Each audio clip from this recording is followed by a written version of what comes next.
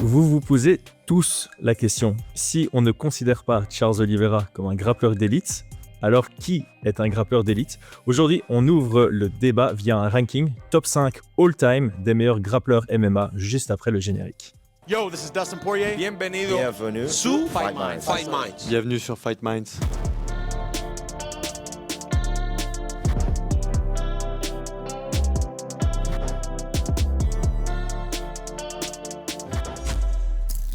Alors j'ai dit grappleur MMA, j'ai pas dit meilleur grappleur en MMA.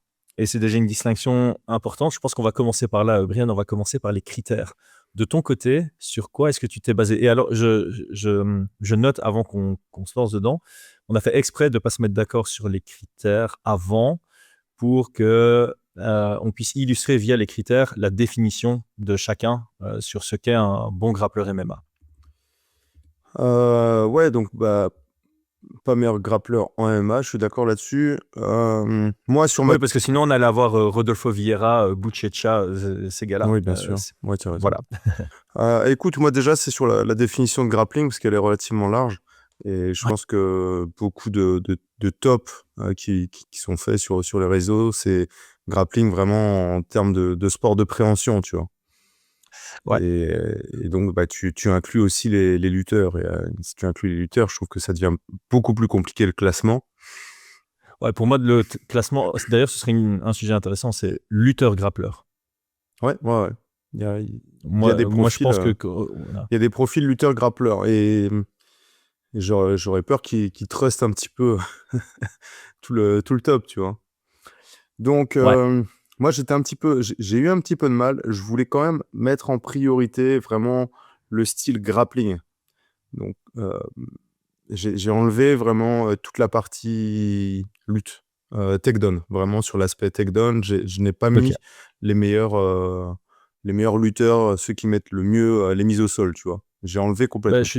Je suis d'accord, moi aussi j'ai complètement enlevé ça. En revanche, le style lutte au sol, le pin game fait partie de mes critères. Ouais, la position au-dessus, le contrôle, oui, ça fait partie aussi de mes critères. Donc voilà, donc ça c'est vraiment le truc que je n'ai pas mis en place. Si vous me dites, ouais, il est dedans alors qu'il n'est pas capable de mettre au sol, bon, il y a d'autres manières de mettre au sol, hein. Le fait de tirer la garde, qui est une des pratiques, je vais pas dire courantes, mais qu'on voit souvent quand même en grappling, tu vois, ou de s'asseoir, ce genre de choses, ou de se faire mettre au sol, tout simplement.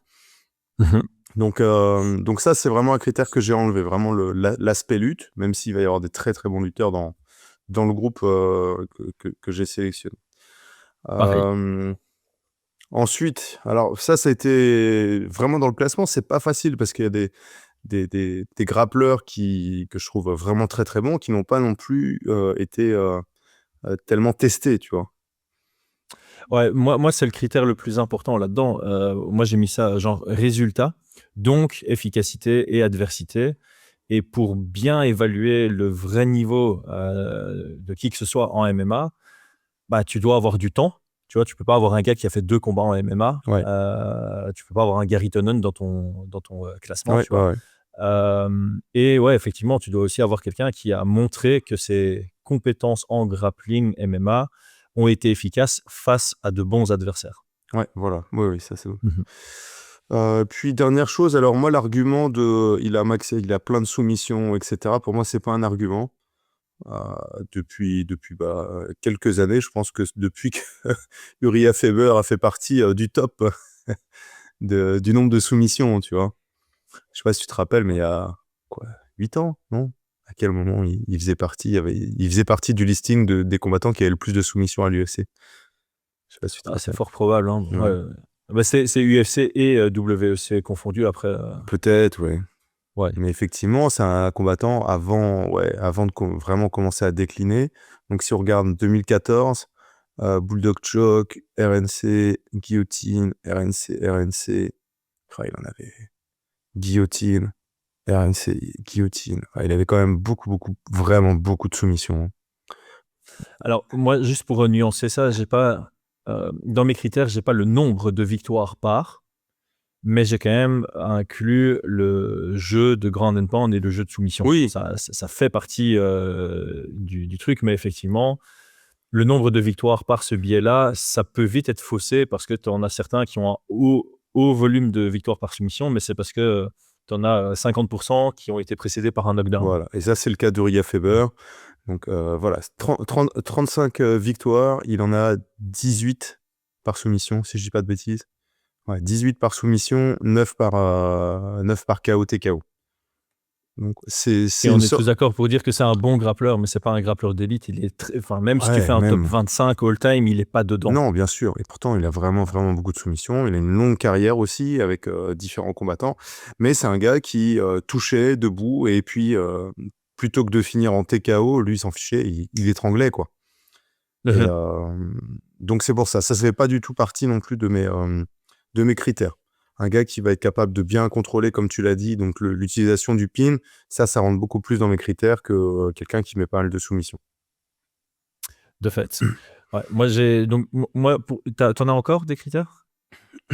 Alors, c'est un critère un petit peu sous-jacent, mais c'est vrai que dans moi, ce qui me permet de classifier dans l'élite, c'est vraiment des combattants qui vont être capables d'avoir un système reproductible, tu vois. D'avoir quelque Duquel chose, tu prends des notes. ouais, un système reproductible avec des spécialistes qui vont étudier leur style, qui vont être capables de le définir, d'expliquer pourquoi ils sont exceptionnels, tu vois. Influençant, on pourrait dire aussi. Influençant peut-être, ouais. Mais quelqu'un qui prend... Ouais, bah, c'est pour ça qu'avec Charles Oliveira, pour moi, c'est un peu plus compliqué de le classer là-dedans. C'est que c'est un opportuniste. Il est excellent sur l'opportunisme, mais il n'y a pas réellement de colonne vertébrale dans sa manière de grappler, tu vois. Et puis, bah, tu le vois, il n'y a pas réellement d'analyse sur son jeu en grappling. Personne va dire, voilà ce qui... sa garde, etc., ce qu'il fait, parce que bah, c'est très instinctif. Ouais, quand tu dis ça, j'ai la nostalgie de BJJ Scout. C'était une super chaîne, ça. Ouais. Et lui, effectivement, il n'avait pas fait d'analyse du jeu de Charles Et Oliveira. Jack Slack non plus, je crois. Enfin, ce qui apparaît, quand on regarde un petit peu sur son style d'analyse, c'est plutôt comment dire ça, sur l'aspect vraiment complet, sur l'aspect est-ce que c'est pas devenu aussi un striker d'élite, tu vois, sur les highlights, bien évidemment. Donc il y a beaucoup de vidéos sur ces highlights. Il y a une vidéo qui parle de sa garde, mais je crois que c'est la pire vidéo le contre son camp, tu vois. Quand je la vois, je dis, oh, il n'y a rien, tu vois. Mais c'est vraiment un contre son camp. Donc voilà, donc pour moi, c'est aussi très, très important qu'il y ait une vraie structure reproductible. Et reproductible, bah, un combattant qui va être capable de le refaire sur ses combats. Et puis reproductible bah, pour les autres pratiquants. Ça, c'est vraiment pour moi essentiel. Ouais, moi, j'ai en plus de tout ce que tu as dit, j'ai rajouté IQ. Je pense que c'est important, tu vois, les choix que ces combattants-là font au sol. Alors, ça rentre peut-être dans le critère de colonne vertébrale, d'avoir un système, en fait. C'est juste le fait d'avoir un système, ça développe un IQ. Et alors, j'ai quand même noté, pour moi, c'est pas un critère ultra important, mais ça peut rajouter des points, c'est les compétences sur son dos. Ouais, pourquoi pas, ouais. C'est, tu es sur ton dos, est-ce que tu es capable de te relever? Est-ce que tu es capable de suivre? Est-ce que tu es capable de soumettre de ton dos? Ça peut rajouter des petits points, ça peut faire un petit détail Ouais, c'est vrai. dans l'analyse. Ouais. C'est pas quelque chose qui rentre dans les critères les plus importants, mais je trouve que ça peut avoir son importance parce que tu peux avoir un très, très bon grappleur offensif et puis dès le moment où il se retrouve sur son dos, il est un peu comme un poisson hors de Non, l'eau. Ça fait perdre pas mal de valeur, tu j'ai vois? pas trop d'exemples, par contre. J'ai pas d'exemple parce que j'arrive pas à en trouver Ouais, un, non plus. mais c'est pas impossible qu'en réfléchissant un peu, tu te dises tiens, lui aurait pu faire partie des très bons grappleurs, mais en fait, on l'a vu dans une situation où il était sur son dos et ça n'a pas donné grand-chose. Ouais. Bah, l'exemple, on l'aura peut-être ce week-end. On a fait l'analyse du combat Duncan contre Moïcano et ça fait partie des choses où on se dit que l'un et l'autre sur leur dos, ça va être plus compliqué, quoi, tu vois. De fait. On pense que le premier qui sera au-dessus risque de l'emporter, entre guillemets. On aura le plus d'ouverture. On a une liste assez complète et je pense qu'on était assez alignés sur les définitions, donc ça, c'est plutôt pas mal. Ouais, j'ai aussi, enfin, dans un de mes réunions, j'ai transition, mais en fait, le jeu de transition fait aussi partie de la colonne vertébrale en soi. Oui. Ok, bon. top 5. On fait 5-5, 4-4, 3-3, 2-2, 1-1. Ouais, c'est parti. Et c'est parti, numéro 5. C'est moi qui commence. Ouais, vas-y. Les amis, c'est extrêmement compliqué de mettre dans l'ordre parce que j'ai envie de tout déplacer, replacer, machin. Donc, partez quand même En fait, c'est ça. Je trouve que le du top 5, principe, écoutez plus les arguments, le truc, que dire « Ah, moi, je l'aurais mis en 3 ou en 2 ou en machin. » Parce que ça, c'est vraiment l'exercice que je peux tout déplacer. Donc, je serais d'accord avec vous. Si vous me dites « Ah non, lui, je l'aurais mis en 1, pas en 5, ou en 4, pas en 3 », je suis d'accord, dans tous les cas. Ouais, ben justement, pour créer un peu d'engagement sous la vidéo, n'hésitez pas à donner des arguments si vous voulez, enfin, si un de nos classements vous aurez fait dans un autre ordre, et surtout si vous avez un nom que nous, on ne cite pas dans Ouais. notre top 5 et que vous auriez mis dedans, balancez, parce que c'est un débat effectivement très, très ouvert. Et pareil, sur la définition, donc sur les critères qu'on a utilisés, si vous avez des critères différents, n'hésitez pas, parce que ça enrichit vraiment le débat autour du MMA. Ouais. Donc, Et faisons juste- notre top 5, et à la fin, si tu as quelques mentions J'ai honorables une que tu aurais bien citées. une grosse mention honorable. grosse. Et restez dessus Ah, mais tu sais quoi, sur la grosse mention honorable. Attendez. Là. tu veux commencer par la mention honorable ou terminer par la mention honorable? Non, terminé par la mention honorable. Ok, c'est parti. Allez, Elle ton est numéro bien, 5. j'aime bien, j'aime beaucoup ce combattant. Ok. Le 5, j'ai mis Demetrius Johnson. Oh, Oui. ah ouais. Ah oui, Écoute, ok. ouais, c'est un combattant que j'ai du mal à le mettre dans les GOAT, tu vois, vraiment. Ouais, c'est pour ça que ça me surprend que tu le mettes ici en numéro 5. Mais il y a beaucoup de choses qui me plaisent, avec un peu plus de visibilité, de recul sur sa manière de travailler. Debout, tu as parlé sur ses compétences dos au sol aussi. Ouais. Il a un système où il va avoir des bases très très larges, des choix stratégiques qui sont régulièrement, je trouve, parfaits, quoi, clairement. Voilà, moi c'est mon 5. Ça aurait pu être en Ok, mention ouais. honorable, mais c'est mon 5, ouais. Et en fait, c'est vrai qu'un truc qui pourrait faire partie des critères aussi, c'est la variété des soumissions. Et là-dedans, il en a eu pas mal, tu vois. Là, c'est Kimura, il a la clé de À la bras volée, sauté, ouais. là, incroyable. Estranglement arrière. Ouais, les étranglements. Donc, ça peut être, tu vois, encore une fois, pas un critère super important, mais ça peut rajouter un petit truc. Moi, en numéro 5, puisque pour moi, il faut absolument le citer, même si c'est une ère complètement différente et qu'aujourd'hui, ça fonctionnerait pas. Mais voilà, le critère influençant a beaucoup d'importance. Royce Gracie. Je suis pas allé aussi loin, ouais. Clairement, je suis pas allé aussi loin. Royce Gracie. Pour moi, c'est difficile de faire un classement top grappler of all time sans le citer, même si je sais qu'il y a du contexte, Ah ouais. qu'à partir d'un moment, les gens ont compris comment faire de l'anti-jiu-jitsu et ça passait plus. Ouais. Mais voilà, pour le côté influençant, pour le côté Oui. historique, je le mets je l'ai mis en 5e position. Voilà. Oui, écoute, C'est pour ça. j'entends. Et j'aurais mis peut-être égalité avec Rickson Gracie dans ce cas-là aussi. Parce qu'il s'est occupé clairement. d'une autre partie du monde, tu vois, mais C'est vrai. mais il est C'est vrai. vraiment. Je l'ai pas mis pour le contexte, c'est-à-dire que c'était vraiment les débuts. Tu roulais sur des boxeurs, etc. Les gars savaient même pas ce que c'était, tu vois, donc. Ouais, c'est clairement le contre-argument, c'est ça. Et si tu prends ça comme si effectivement j'avais mis adversité dans le truc, mais voilà, il y a le côté influence qui vient. Je suis resté. C'est vrai que sur les critères, j'en ai pas parlé, mais je suis resté assez.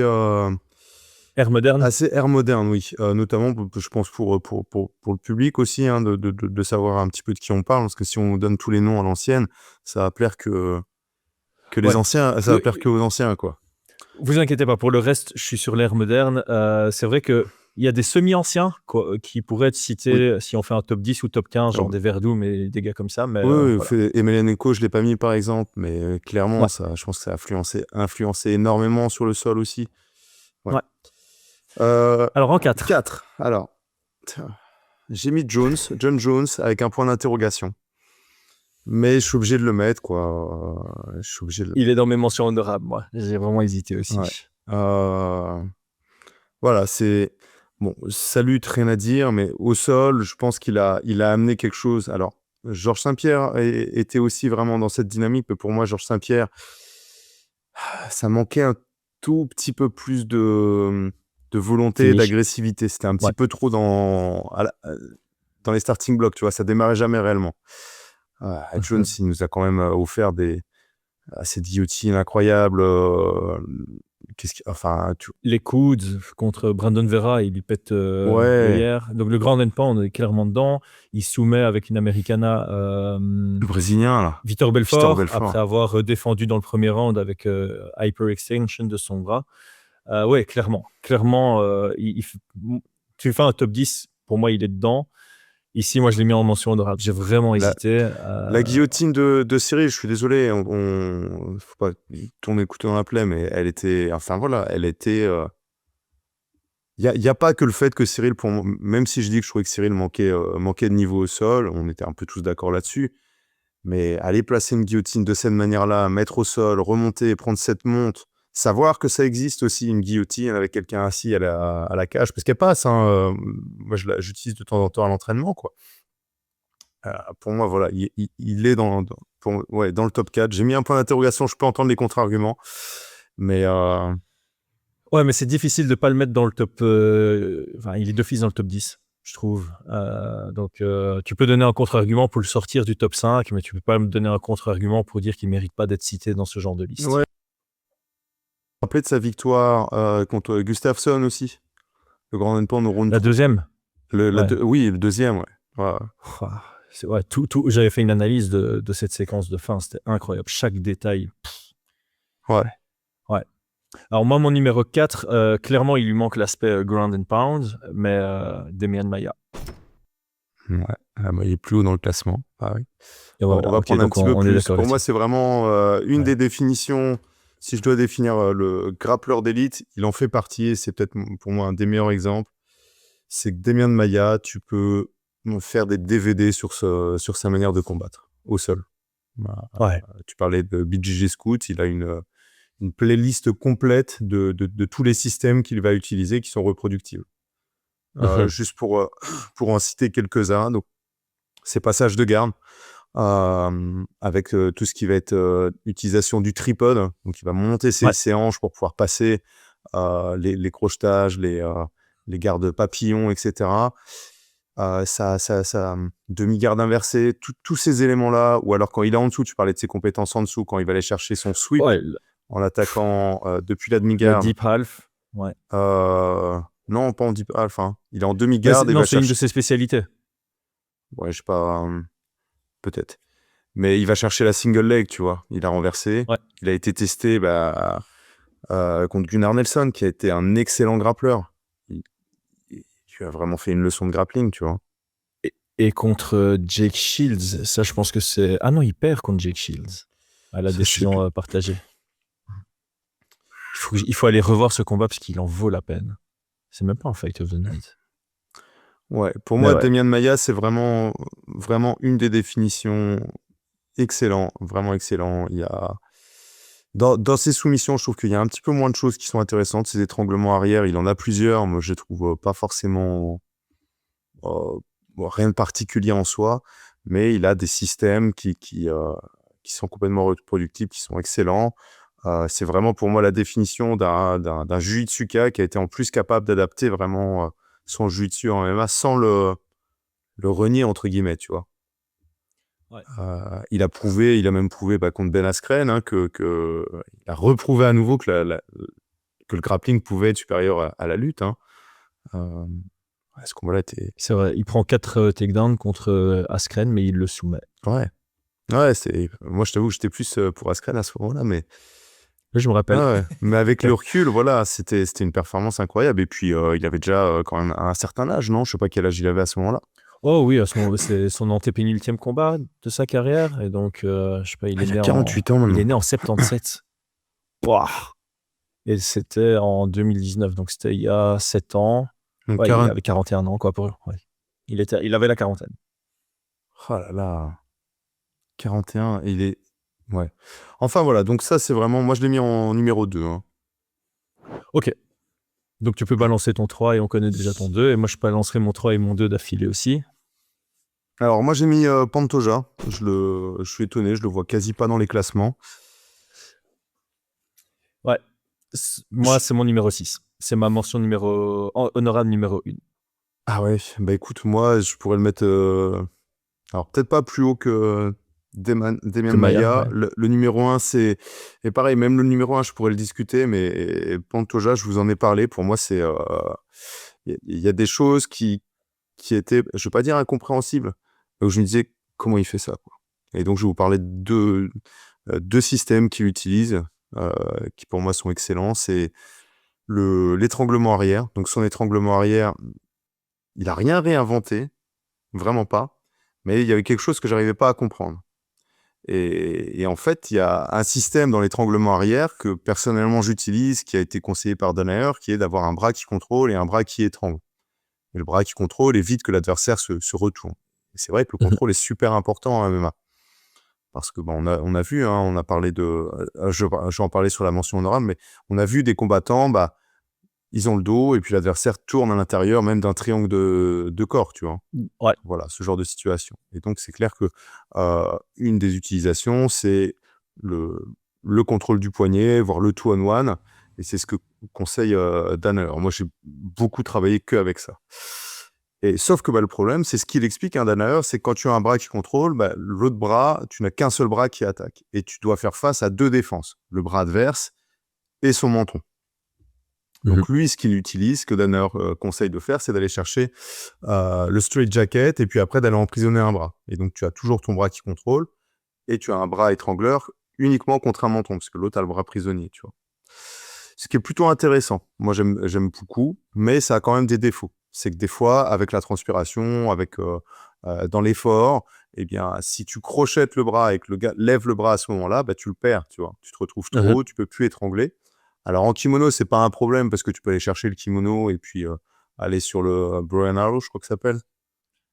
Tu vois le... Ouais, là, tu... Je crois que c'est un truc comme ça. Tu vas en dehors de mon champ d'expertise. Ça va faire 10 ans que j'ai plus mis de kimono, donc vous me tirez en commentaire si c'est bien ça, mais bon, bref. Donc ça reste un peu plus risqué. Et la particularité de Pantoja, c'est que lui va, pas sournoisement, mais discrètement, donc quitter le bras qui contrôle et attaquer avec les deux bras. Ok. Mais regardez ses finishes, vous allez voir, il va être ici, il va être en train de travailler, il va chercher à étrangler, et pendant que le gars défend le bras qui est en train d'étrangler, le bras est sorti, et il passe ses deux bras, il étrangle. Et ça, pour moi, c'est pas novateur, mais c'est un truc qu'on pourrait déconseiller, de pas mettre ses deux bras en attaque, parce que l'autre peut tourner, mais lui, il va l'utiliser d'une manière, pour moi, très, très avancée, c'est-à-dire, il va savoir à quel moment l'utiliser. Et au moment où toi, tu es en train de défendre, là, il y a un nouveau bras qui arrive. Et voilà, tu vois. Et tu t'y perds. Tu te fais soumettre. Et ça, c'est ce genre de choses, pour moi, là, je fais ça. Tu vois. Tu vois l'image dans, je crois que c'est le Wall Street, le mec fait qui se redresse comme ça, tu vois. Je vois, c'est ça. Ok. Il y a le crab ride aussi. Je sais pas si tu vois. Oui, de fait. J'ai vu plusieurs analyses sur le crab ride de Pantoja. Voilà. Je me demande si c'est pas Open Note Grappling qui en a fait un article complet et c'était vraiment intéressant. Peut-être. Mais ça fait partie aussi des choses. Quand on avait parlé, je vous ai dit la manière dont il prend le dos, j'arrive pas à piger ce qu'il est en train de faire. Tu vois, c'est vraiment c'est ce qu'on appelle le crab ride. Lui, il l'utilise de manière, je veux pas dire risquée, quoi, parce qu'il la maîtrise, tu vois. Mais c'est vrai qu'il y a des fois Mais c'est ça. Il a les hanches sous les hanches de son adversaire. Et il va quand même réussir à prendre le dos. On l'a vu sur son dernier combat, non, son avant-dernier combat, le dernier combat il compte pas trop, où il s'assoit, tu vois. Ouais. Il s'assoit, mais c'est presque, si tu as quelqu'un dans le dos, toi, tu veux t'asseoir sur ses hanches pour pouvoir défendre. Et lui, il le fait intentionnellement, quoi. Ouais. Et il obtient le dos. Bon, voilà, ça fait partie des choses, c'est-à-dire il le fait pas de manière irréfléchie parce qu'on est capable de faire des vidéos dessus, t'en as parlé, de pouvoir montrer exactement ce qu'il fait, sa manière de faire, de crocheter, de reculer, de se déplacer, de prendre le dos. Donc c'est pour ça que moi je l'ai mis dans le numéro 3. J'ai une manière de combattre, et puis il est bon partout. Il y a ses étranglements arrière donc, qui sont très très bons, ses contrôles, ses choix aussi. Donc il y a des fois où il va vouloir partir sur le dos avec son crab ride, l'autre va défendre, il va se retourner et avoir la side, tout simplement. Ouais. Et donc la séquence, vous pouvez vous dire il a foiré, il a pas pris le dos avec le crab ride, mais non, on s'en fout. il a pris la side, ça a autant de valeur que s'il l'avait soulevé et jeté par terre, tu vois. C'est la même finalité. Donc voilà, donc moi c'est mon 3e, Pantoja. Ouais, je suis très content que tu l'aies cité parce que voilà, moi c'est pour ça que j'avais mis en point d'honneur à le mettre en mention honorable parce que il est exceptionnel. Ouais. Alors moi mon top 3, Malgré qu'on n'est pas sur un classement lutteur-grappleur, ça ressemblerait énormément. Mon 3, c'est Ramzat. Chimaev? Ouais. Il y a un autre Ramzat? J'ai mis Ramzat parce que j'avais fait une vidéo analyse de son jeu au sol il y a assez longtemps. J'étais encore chez La Sueur à cette époque-là. Et en faisant l'analyse, j'ai dit, ouais, en fait, la colonne vertébrale de ce gars dans son jeu au sol est incroyable. Et c'était pas vraiment sur l'aspect lutte, c'est vraiment sur l'aspect, une fois qu'il est au sol, ce qu'il fait. Il n'y a pas de temps d'attente, à l'exception de son dernier combat, où à la limite, ça rajoute une complexité à son jeu. Mais avant son dernier combat, il n'y avait pas de temps de pause pendant plus de 3 secondes. Toutes les 3 secondes, il y avait soit une recherche de transiter et améliorer sa position, soit il libérait un bras pour frapper, soit il menaçait une soumission. Et chaque élément de son jeu lui permettait de partir dans une direction pour ouvrir une autre. Donc s'il frappait, derrière, c'était pour passer une position. S'il passait une position, derrière, après, il allait menacer une soumission. S'il menaçait une soumission, c'était peut-être pour enlever une défense de son adversaire pour frapper. Et ça circulait entre les trois. Il y avait un arbre... J'avais analysé un genre d'arbre de décision, puisque je viens de l'IT, les geeks aimeront bien ça. Et voilà, en faisant cette analyse, je me suis dit, OK, c'est pas seulement instinctif, c'est vraiment travaillé, quoi. Et petit critère dont on n'a pas parlé, il l'a fait en welterweight, il l'a fait en middleweight. Le fait de s'imposer avec un grappling de haut niveau dans 2 catégories de poids, c'est un petit boost pour moi aussi. Ouais, alors moi j'ai fait une liste un petit peu à côté sur les lutteurs grappleurs, tu vois. Je l'ai mis dans la liste lutteurs grappleurs parce que sinon ma liste de lutteurs grappleurs, elle allait un petit peu truster tout le monde, tu vois.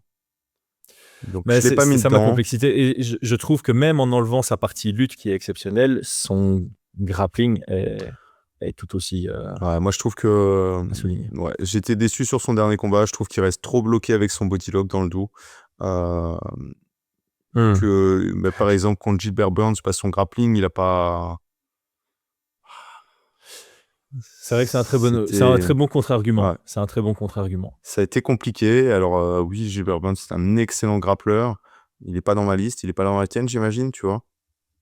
Il pourrait y être, hein. Je pense qu'il a des choses qui peuvent être analysées, mais il est ni dans l'une ni dans l'autre. Moi, sur ma liste lutteur-grappleur que j'ai fait à côté, vraiment pour moi, je l'ai mis en 4e sur une liste de 4. Tu vois. J'ai mis Georges Saint-Pierre devant, donc il n'est pas dans ma liste. Je comprends. Dans une mention entre guillemets honorable sur les lutteurs-grappleurs. Alors, je dois passer à mon 2, parce que ton 2, on le connaît, c'est Demian Maia. Donc, moi aussi, ça commence par KH, c'est Khabib Nurmagomedov qui vient prendre la 2e place. Là, voilà, OK, encore une fois, la lutte faisait aussi partie de sa force. Mais même une fois au sol, l'agressivité, la dominance, la capacité de frapper, la capacité de finaliser avec des soumissions, la variété des soumissions qu'il peut mettre. Il finit aussi sur son dos de temps en temps. Les rares fois où on l'a vu sur son dos, il y avait un très bon jeu avec la Octopus notamment pour se relever. Donc ouais, Khabib en numéro 2. Écoute, moi c'est le sur ma liste lutteur-grappleur, c'est le numéro 1, tu vois. Là on est au numéro 1. Et donc ça a été aussi une grande hésitation pour mon numéro 1 en grappleur entre Makhachev et Khabib, tout simplement. Écoute, c'est le débat. Hein? C'est un grand débat éternel, j'ai l'impression. Mais ici, donc, ton numéro 1 à grappling, c'est Islam. Islam, ouais. On a le même numéro 1. Ouais. Mais voilà, encore une fois, je peux entendre les arguments. Il fallait faire un choix. Je voulais mettre un petit peu plus moderne. Je voulais aussi, sur Khabib, son grappling, je le pense excellent, clairement. Mais je pense que sa lutte, enfin voilà, si je dois vraiment retenir ce qui est exceptionnel chez lui, c'est sa lutte à la cage, tu vois. J'ai une question par rapport aux critères, juste parce qu'on y vient un peu. Mais moi, autant les mises au sol, j'ai pas considéré comme faisant partie du grappling, autant les mat return, j'inclus ça dedans. Ouais, je peux comprendre. Mais voilà, donc, m'en voulez pas, moi j'ai mis Islam Makhachev en premier, ça pourrait être Nurmagomedov, mais je pense que même Nourma, il serait d'accord avec moi, parce qu'il est il est humble et il dirait, ouais, non, laisse Islam en premier. Mais j'entends, je pourrais mettre aussi Nurmagomedov, mais mon premier, c'est Makhachev. Et pas pour... on est aligné sur le 1. Et pas pour... sans prendre en compte la lutte. En plus. Ouais, c'est juste ce qui se passe au sol, et moi, je suis d'accord avec toi. De nouveau, il y a un petit critère qui, pour moi, booste la chose, c'est Islam. Il l'a fait en lightweight et il vient de le faire en welterweight. Donc ça rajoute un petit truc. Ouais. la manière avec laquelle il a bloqué le jeu de JDM, tu vois un gros fight IQ dans sa Ouais. prépa et une vraie compréhension à ce niveau-là. Les soumissions qu'il a pu placer, la vitesse à laquelle tape Oliveira, la vitesse à laquelle tape Moïcano. Là aussi, le jeu de Euh, transition, la Kimura sur Danuker, Dustin. il y a tellement d'exemples. Ce qu'il a fait sur Dustin. Alors ouais, effectivement, ça peut être un contre-argument, Dustin. Khabib a fait mieux contre Dustin que Islam, mais c'est vraiment le seul contre-argument. Et je Comment crois ça, pas. il a fait mieux? Enfin, ouais, ça lui a pris plus de temps, tu vois. Ouais, mais tu peux pas dire ça. C'est pas la Mais durée je qui suis d'accord compte. avec toi. Exactement, Euh, exactement. C'est pas là-dessus que tu juges. C'est pas là-dessus que tu juges la qualité d'un département du jeu. ouais. Et puis, oui, oui, oui. Et puis, Islam, il a fait armes égales, je sais pas si c'est au pluriel, mais avec Dustin debout, tu vois, il nous a fait un beau combat, quoi. Et puis quand il a Ouais. commencé à se dire, ouais, ça va être chaud, et il est parti en. Ouais. Mais moi, il y a plein de choses chez Islam. Le triangle de bras qui place à Drew Dober, tu vois. Euh, il l'endort pas, je pense pas. Non, ça tape. Ça tape, hein. Mais voilà, après. Islam n'a jamais j'ai l'impression que Islam n'a jamais endormi quelqu'un parce qu'à mon avis, il y a ce truc de Trop de. ouais, tellement de pression que ça t'effraie. Tu vois, il y a des étranglements où tu es là, tu fais OK, je vais défendre et puis tu Hmm. dors, mais il y a des étranglements où tu es là, tu sens tes yeux sortir des orbites et tu fais non, je dois taper. Et je Ouais. crois que Islam, c'est vraiment ça. Après, il y a des contre-arguments sur Islam. Moi, sur son dernier combat contre JDM, je t'avoue que je vais pas dire déçu, tu vois, mais je pense qu'il avait quand même le chemin pour prendre un petit peu plus de risques. J'entends. Ce J'entends. 5e round où il a mis au sol et il dit ouais, c'est bon, il sait qu'il a gagné, tu vois. Tu vois, j'aurais voulu un tout petit peu plus de générosité. Je pense qu'il avait moyen. Après, voilà, hein, t'as parlé de Fight IQ, il est là pour gagner, c'est ce qu'il fallait faire, tu vois. Il aurait pris un risque, il serait fait renverser, il aurait perdu les 15 dernières secondes, j'en sais rien, tu vois. On Mhm. dit, mais il est trop con, tu vois. Mais C'est bon, clair. voilà, moi, il y a ce petit truc que je peux entendre. Mais ça reste quand même mon numéro. Parfait. Bah écoute, c'est marrant, on est alignés sur le 1 et le reste, on avait juste Demian Maia en commun. Et puis pour le reste, c'est cool, Ouais. c'est cool. Ça montre que c'est un débat vraiment, vraiment ouvert. Je suis très hâtif de voir ce qui sera dit en commentaire, mais on doit d'abord, avant de clôturer la vidéo, parler de ta mention honorable parce que tu tenais Mais t'en avais plusieurs, à toi? la noter. Tu les as déjà dit? Oh, ouais, mais elles ont été citées. Ah, ça va. Je mets vite. En fait, il y en a deux que je tenais à mettre en mention honorable absolument, c'est Pantoja et Jones. Ouais. Voilà, dans mes mentions honorables, c'est lutte grappleur, bah, bien évidemment, j'avais fait une légère petite liste, j'avais mis en premier Nurmagomedov, ensuite j'avais mis Islam, Georges Saint-Pierre et Chimaev en 4e. Voilà, Ouais. ça c'était ma liste, 1, 2, 3, 4. Je vois, on n'a pas cité Georges Saint-Pierre, mais ça reste quand même que au sol, il a proposé quelque chose de super intéressant, de reproductible aussi, tu vois, dans la manière de suivre les hanches, dans la manière d'utiliser ses coudes. Je pense qu'il a aussi influencé John Jones dans ça, hein, de rester dans cette garde, de pouvoir frapper dans cette garde. Bref, donc ça, c'était dans les mentions honorables. Et alors, ma mention honorable, qui pour moi représente vraiment le grappling, le jiu-jitsu, et le seul problème de ce combattant-là, c'est qu'on va dire que ses lignes de prime n'étaient pas alignées. Et je parle de Raphaël Lovato. Je sais pas si tu vois que c'est Raphaël Lovato Jr. Ça remonte au Strikeforce, ça. Ah non, non, non, ça remonte au Non? Bellator. Ah, frère, autant pour moi, ouais.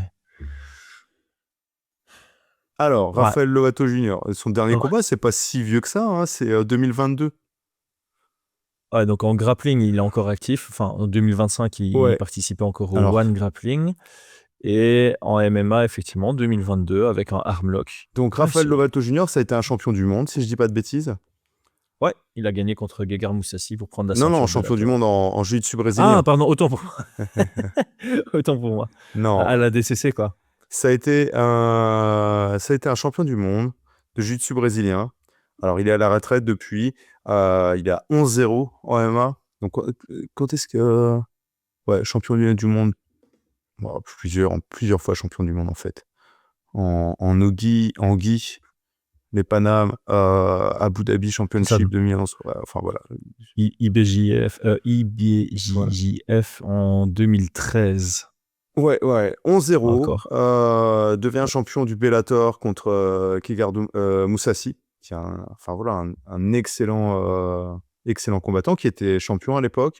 Et alors, vraiment, son sol, moi, c'est vraiment le type de sol que j'aime, quoi. Mettre au sol, il va travailler sous pression, passer les gardes, prendre le dos, étrangler. Hélas, comme je le dis, je pense qu'il arrivait un petit peu tard dans le jeu du Ouais. MMA. Je sais pas quel âge il avait, mais quand il a pris la ceinture Écoute, il a 42 ans aujourd'hui.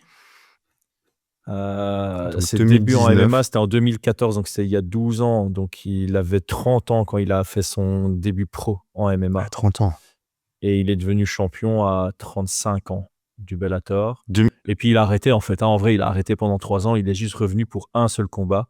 C'était à 6 ans. Iwasaki, qui était à 8-0 quand même.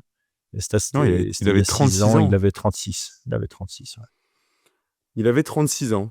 Et c'est à ce moment-là qu'il a pris sa retraite. Mais voilà, donc moi, c'est ma petite mention honorable parce que c'est vraiment un combattant. Je pense que ceux qui connaissent un peu le jiu-jitsu, le grappling, vous devez connaître. Et voilà, invaincu, un sol incroyable qu'il a clairement été capable de pouvoir placer en MMA face à des très bons combattants.